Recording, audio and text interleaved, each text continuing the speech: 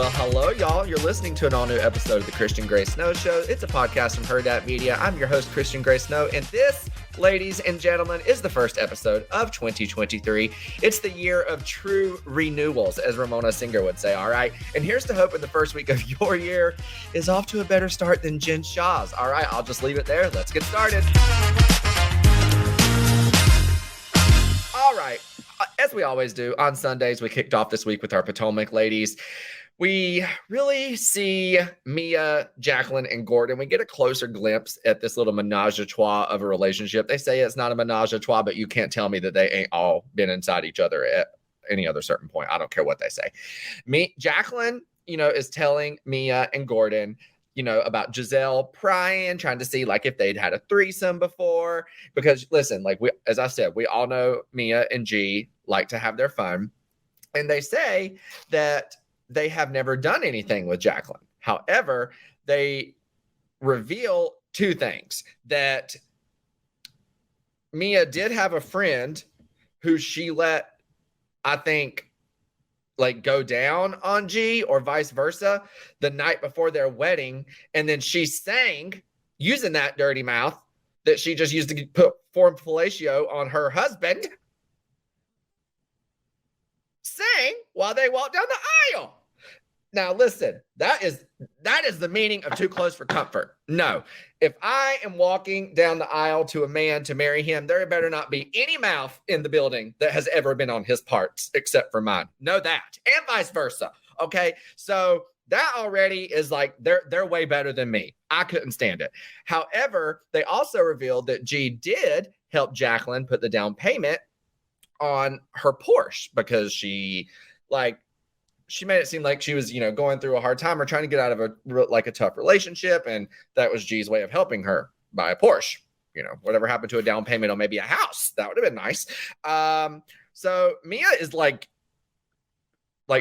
Gretchen with Jeff in the early seasons of OC, except Mia actually shares G/Jeff with others. Gretchen kept Jeff all to herself and kept all them coins all to herself. And we see how that turned out for her.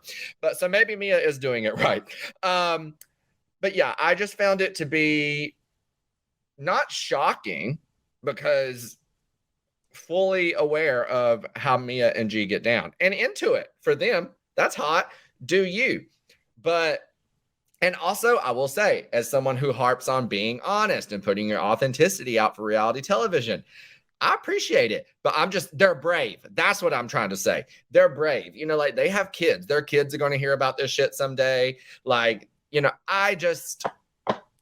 I am in the words of Marisol from Miami, I'm not really a seller of it. I'm not out here to, be giving out myself and my man to other people, but I'm a consumer. If you're going to put it out there on TV, I'm going to consume it. Okay. So that's just how it is.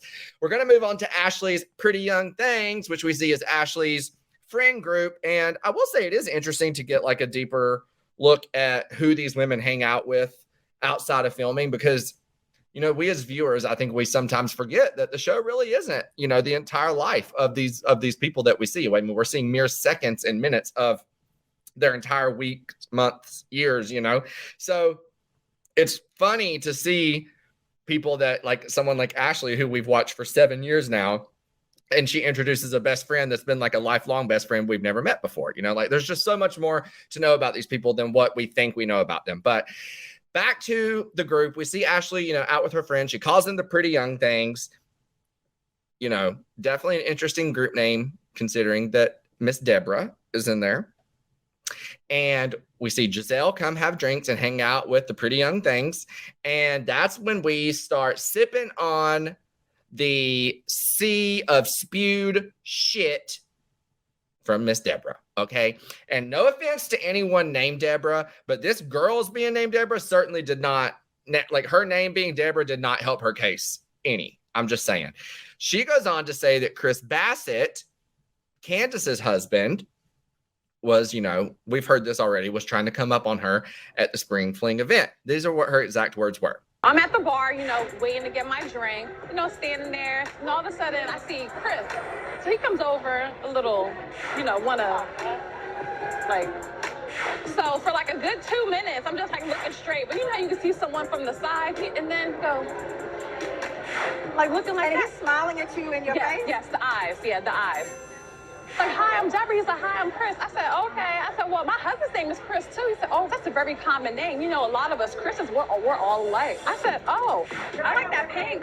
Thank you. I'm Deborah. Deborah, Chris, nice to meet you. Pleasure. My husband's name is Chris. Oh, How about that? a lot of Chris's. Yes, yeah, it's very common, you know.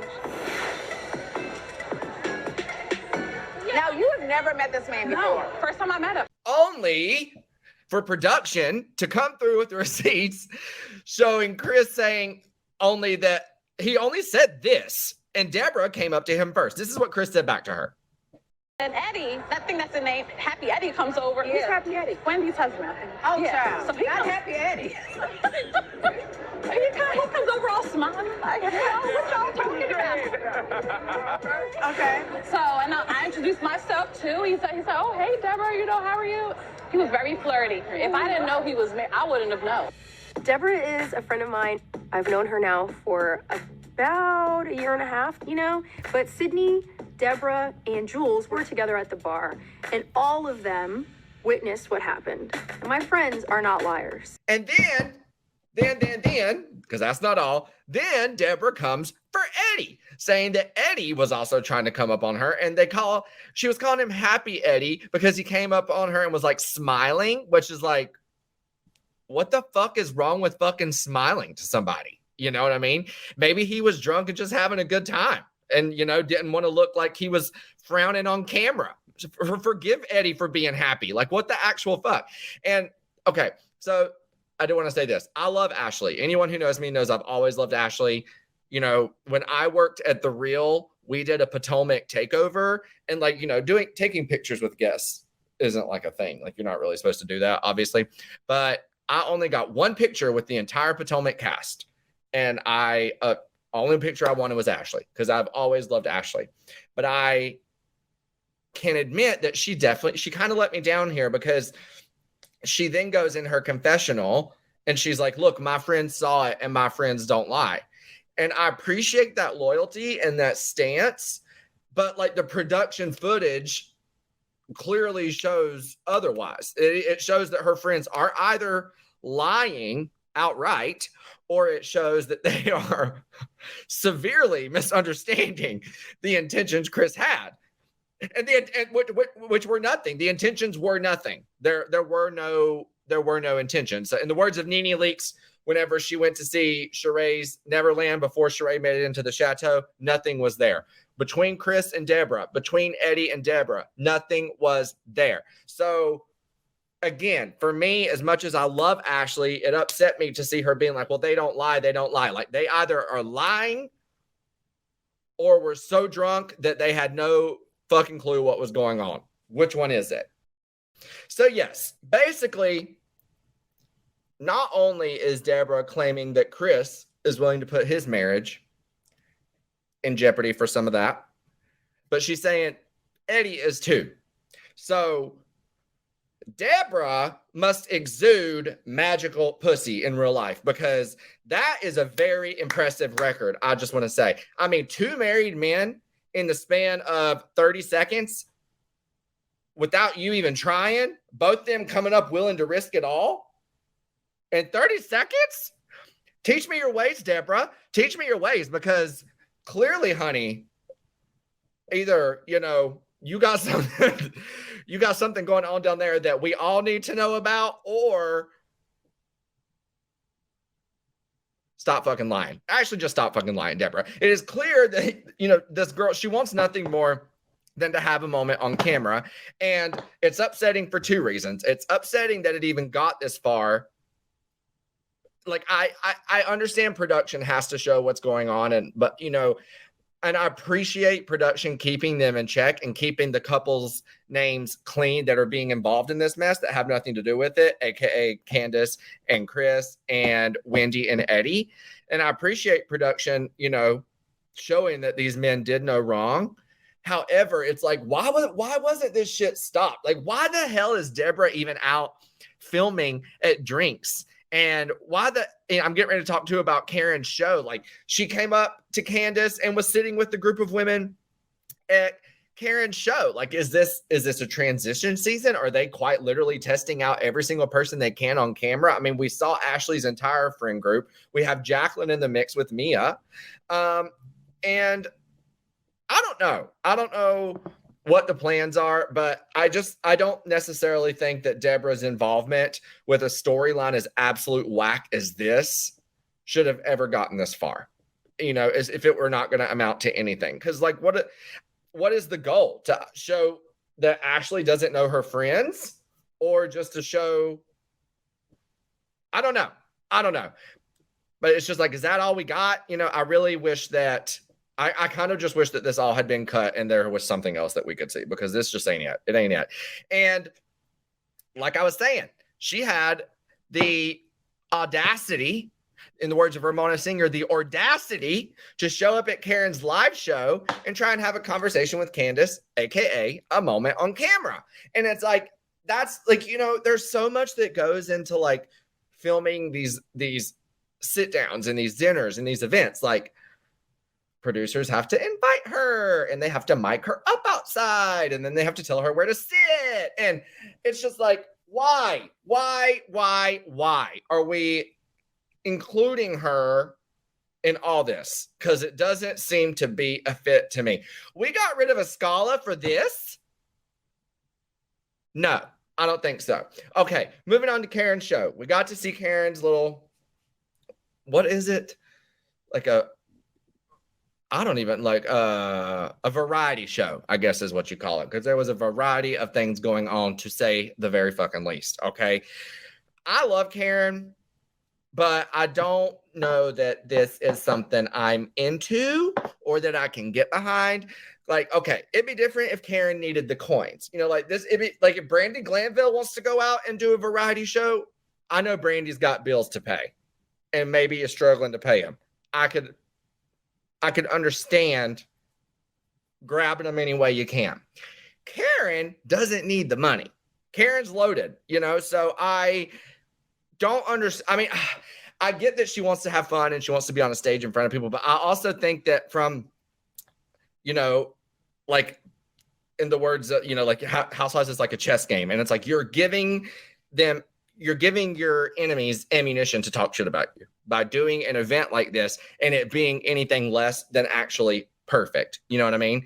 And so that, like, I think Karen should have just sat back and laughed at Giselle and Robin's little flop live show instead of trying to one up them and do one herself, and like, I see the vision. I see that, what she wanted, I think, but it just felt like random. It felt disjointed. I think a lot of the problem was that people didn't really have a strong understanding of what it was until they were watching it play out. Like, I think had she explained a little bit more pre-event, it would have landed a little bit better. I don't know. But yes, as much as I love you, Karen, I will always die for Karen. I really think this was an opportunity for her to just sit back and be like, wow, Robin and Giselle, flop fucking central. And then instead of sitting back and laughing at the game, you joined the game. And now you get to get laughed at too. And nobody likes that. So, Karen, I was going to say no more live shows, but I saw she's already out here promoting one in Philadelphia. So, Philadelphia, if y'all ain't got nothing else to do, I guess y'all can go see Karen. All right, we are moving west to Salt Lake City. We open up with Whitney asking Heather at a group dinner, oh my God, about what happened to Heather's black eye. Okay, how did Heather get the black eye? Heather can't seem to answer anything in this moment without looking at Jen. And she's saying, like, we aren't sure what happened. We reenacted possible scenarios. Why is there a we involved in fucking anything? Heather, okay, I have to be honest. So last night, between when I wrote my notes and when I watched the episode, I'm not saying I feel different, but I'm saying I'm willing to hear someone out. Because y'all know me, I'll be posting memes and being silly. And I maybe posted a meme about, Heather's black eye and how it's infuriating because they're never going to get answers and da-da-da-da. And I mean, I guess she saw the post and responded on DMs and was like, I've explained, like, basically said that things are being edited weird. And I was like, okay. I mean, production really didn't have a lot going on. Is it possible that they leaned into this and leaned into it too heavy and Heather's kind of the scapegoat? I can say that is a possibility. Absolutely. But it's also at the same time hard to believe because I felt like we've seen so many opportunities where you say you've explained it, but we're not seeing anything of the sort or anything even remotely close, So, I mean, I even said, I was like, look, I told her, I was like, I'm sorry if that's the truth. Like, I'm really sorry. I'm not deleting my meme or anything, but I am sorry. Look, reality TV is a hard game. A lot of times you're up high and you're at the top of your game, but when you're down low, somebody has to be having a bad day all the time. Somebody has to be a flop all the time. There has to be something that for some reason the audience, in a way, they hate it so much that they resonate with it, and I don't know if that is what the role they're giving Heather this season or what, because Heather, if anything, she's kept us asking questions, and granted, none of them have been answered, but like her loyalty to Jen, her quickness to be okay with the distance between she and Whitney, not answering anything about the black eye. I mean, it's just, we have a lot of questions. I think my God, we're leaving the season, next week's the finale, and we are leaving the season, I feel like, with more questions than we came in with, So yeah, anyway, that's my Heather Gay spiel. I'm willing to believe or willing to accept that this could be just some editing dumb shit, and they're all just ready to get this season behind them, production, cast, network, because I mean, at the same time, they also filmed a whole season with the main cast member lying to quite literally everyone around them, only to then go and enter a guilty plea. And so I feel like the whole situation is just a mess. And I feel like the black eye is probably the least of the networks and Bravo, and the production company's issues right now. And to viewers, to us, it seems like what the actual fuck. To me, I get the vibe that everyone's just ready for a new day in Salt Lake. So we'll see. But Dana at this dinner also comes to Jen and says she needs to be honest about something, saying that she knows someone who's now an informant in the case against Jen, but she's like, obviously I can't drop the person's name, like, hello. And, of course, Jen loses her shit. She's like, well, don't bring it up if you can't drop the name. Like, I don't know what the name's going to do for Jen. Like, what are you going to do? Go point at them to the judge? They're an informant, babe. They've already been signed, sealed, delivered, background check, good to go. Like, if they're an informant, you don't need, knowing who they are ain't going to do no good, But I also want to say, thank God that Dana even brought this up to Jen's face. Like, am I delusional? Did I sleep through half this season, or were there nearly zero questions to Jen about her case? Because this is all that's coming to me right now. And I thank God someone brought it up. Like, in Real Housewives of Beverly Hills, it's all we heard towards Erica, from Erica, for 2 fucking seasons, and probably all we'll hear next season too. Not a fraction of that same energy has been carried over to Salt Lake City, if you ask me. Granted, again, maybe I'm delusional and I've been sleeping through half the episodes, but now's the time to pry, ladies. Give the audience what we need.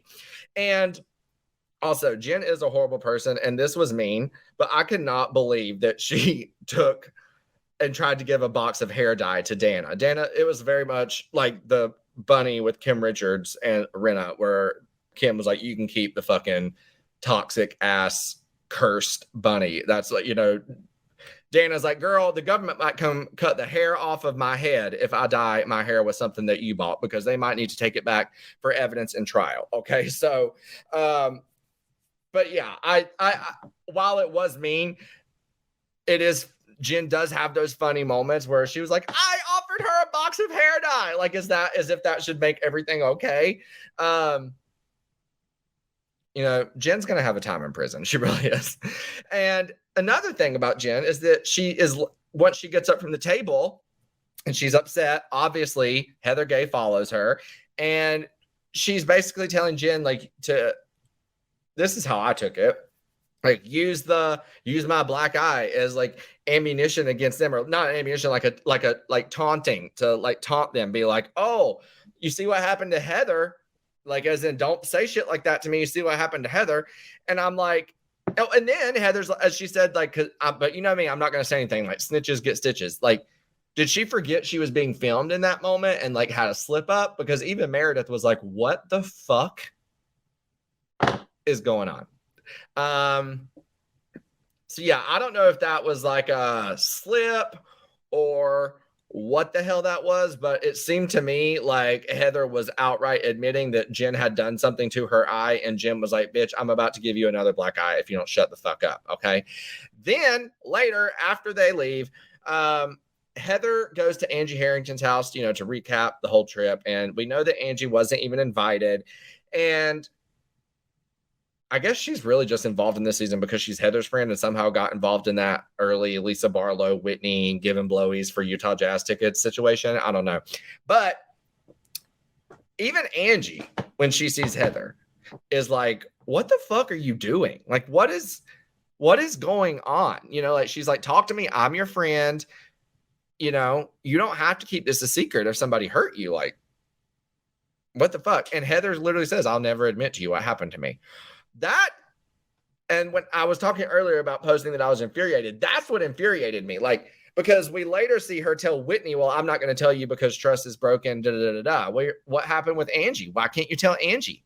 So do you not trust anybody? Or the whole fucking thing is it's just like outright confusing. And like, so she refuses to like acknowledge any of it or give clarity anywhere. I don't know. I just feel like in another city, if they weren't down cast members, if they weren't, dealing with the logistical nightmare of having a fraud on your cast, I'm not sure that this would fly in any other city. I think that might be grounds for termination. Like, you clearly got injured while on the job for us and you won't talk to us about it. So either you're a liability or someone on the cast is a liability and you're not talking to us about it. Easiest way to solve that is to remove both of you. So I just, what the actual fuck? What the actual fuck?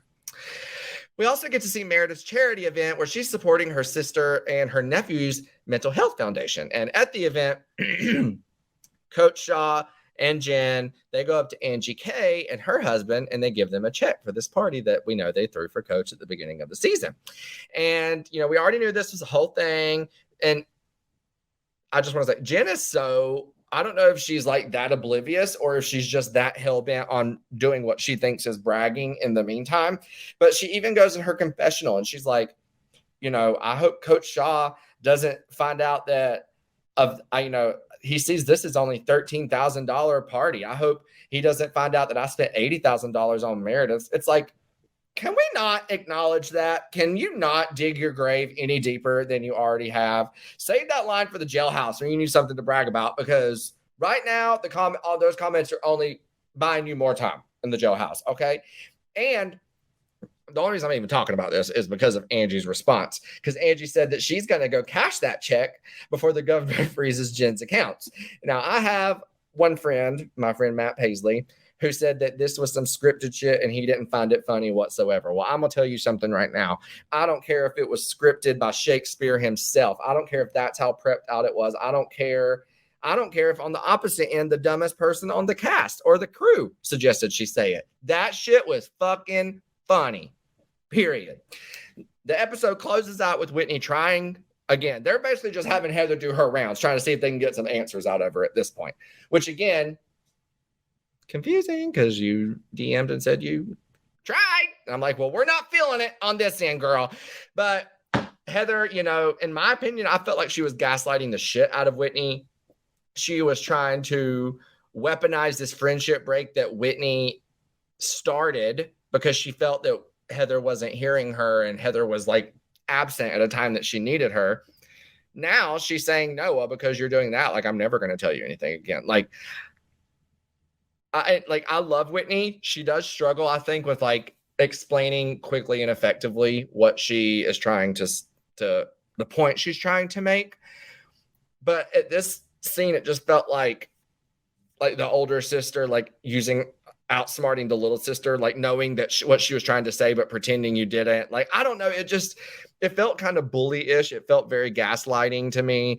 And honestly, part of me thinks Whitney might be better off without Heather. I don't know. I don't know. The whole thing is so confusing, and the first 2 seasons or so of Salt Lake City were so good. And, while there have been bright spots this season, like, again, I said we're leaving with more answers than we came in with. Like, I feel like we all went into it hoping for answers to her proclaimed innocence. We wanted to see cast members, family, etc. Eventually, Andy at the reunion quiz her about this involvement. I don't know. I just feel like it's kind of been like a disjointed mess. It's just kind of been all over the place. And the newbies are strong. I do think the newbies are strong, but I don't know. There's just missing like a grounding factor. And, next week I said is already the season finale. I did go to my Instagram at Christian Gray Snow. Make sure you follow me there if you haven't already. And I asked y'all, since it's the finale and since, it does seem to be kind of a general consensus that while this season did have some good moments, yes, it is kind of a mess overall. Wanted to see what some of you guys said your hopes were for season 4 next season. Okay, so let's see what you said. Eric G622 from West Hollywood, California said, I want it to be revived on Peacock in 10 years. Yikes. Housewives Happy Hour. Angie Harrington will disappear. That's okay. So we think production might be done with Angie Harrington.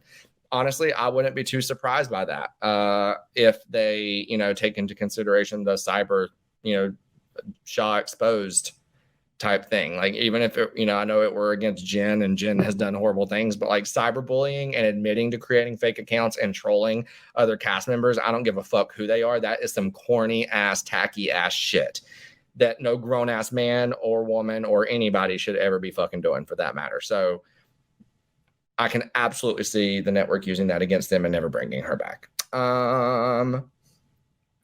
Bloom like a lotus from Los Angeles. Dana and Angie K upgraded. Mary back and authentic drama. Honestly, we've got to bring Mary Cosby back. I would love to see Dana and Angie K both upgraded and then maybe bring in some new friends too. So we have Mary coming back. We have some friends of Housewives getting promoted and then maybe some new faces as a friend of. I think that would be absolutely iconic. MV Stevens, Denver, Colorado. Mary M. Cosby returns. Yes, absolutely. Tanner S. Johnson. This season is terrible. I can't even finish it. Yikes. Taylor Martin, 89 from North Carolina. Angie K gets a snowflake. Angie H leaves the show. Oh, I thought it said leaves the snow at first, which would have been funny. Yeah, Salt Lake. Casey from Orlando. Bring Mary back to get these women in line. That's my opinion. Yes, I honestly believe that. Robbie 89. We need a strong in the gutter housewife. That is so true. We need somebody that is willing to go to the pits of hell. Absolutely. Like, Michelle Obama said, when they go low, we go high. No, when you go low, I go to the core of the goddamn earth. I go so low, you can't even see me, so that's how I feel. L Mitch 87. We do need a cash shakeup. Yikes.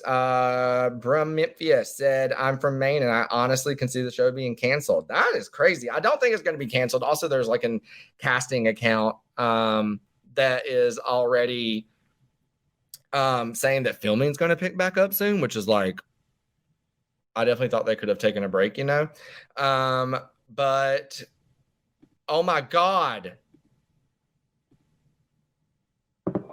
Lisa Rinna's out from Beverly Hills. But someone just text me.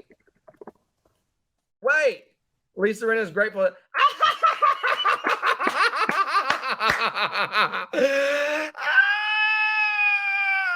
I love that they're allowing her to act like she's exiting. They fired the fuck out of her.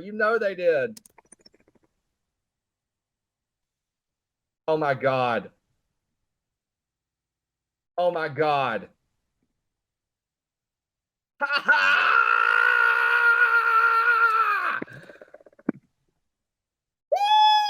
Woo! You know what? Karma's a bitch. Isn't it, Brenna? You would know. Let's see. Trent's Tower from Port Charlotte, Florida. It's got the salt, but needs way more Vita tequila. Yeah, I can see what you're saying. We need some zhuzh. We need some energy in this show. We need some mess, too. We really do need some mess. Tommy Cafone, Heather deserves to be fired or demoted for the black eye stunt. I just said something similar. Yes. Kami K. Zane, add Angie K full-time, bring back Mary, keep Angie H and Dana as friend of, and add 2 newbies. I honestly feel like they have to add multiple new newbies. Yeah, to keep this shit going. I think that, I really wish someone would have shared their opinions on taking a break and if they should have taken a break between, filming the next season. I personally think they should have done a hard reset. Speaking of, Rinna leaving Beverly Hills and, they're taking a break. I said that that's what Salt Lake City should do. Yeah.